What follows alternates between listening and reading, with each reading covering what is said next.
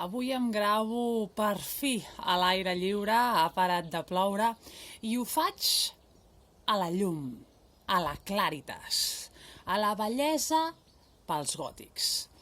Avui a la meva classe en parlarem, però he volgut retratar-me aquí al costat d'aquests gatets que tinc per aquí, que ja els veureu com pugen i com baixen en algun moment, perquè la bellesa del gòtic és la bellesa del que ens envolta.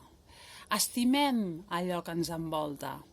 I el que ens envolta té la llum i té l'amor a dins seu. Els gats, la lluna, pensem en Sant Francesc, germà sol, germana lluna.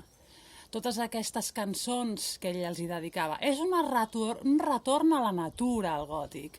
Una celebració de l'amor de Déu a través de la natura, a través dels gats, a través de, a veure si surten, a través de les oliveres, com l'altre dia dèiem, però una celebració en la que l'art gòtic vol narrar, és narratiu, és realista, hi ha un retorn a la natura.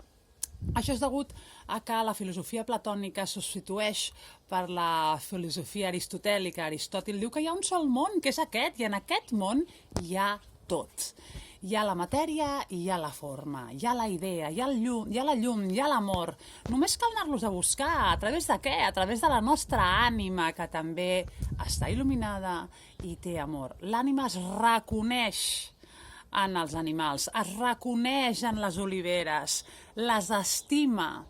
I així, com nosaltres estimem allò que ens envolta i ens hi reconeixem, així l'art gòtic també imitarà. I imitarà el que l'envolta. I per tant l'art gòtic serà narratiu, serà molt més realista que el romànic. D'aquí que sigui tan diferent. Si en voleu saber més, a veure si veiem aquests gats, que veig que no apareixen, quina pena. Potser mireu-los, aquí estan, els gatets que també escolten la classe, com si fossin Sant Tomàs, que parla sempre d'aquesta natura que ens envolta i que ja no és al·legòrica, fixeu-vos quins gats. No és al·legòrica la natura, és de per ser. Té un significat per ser.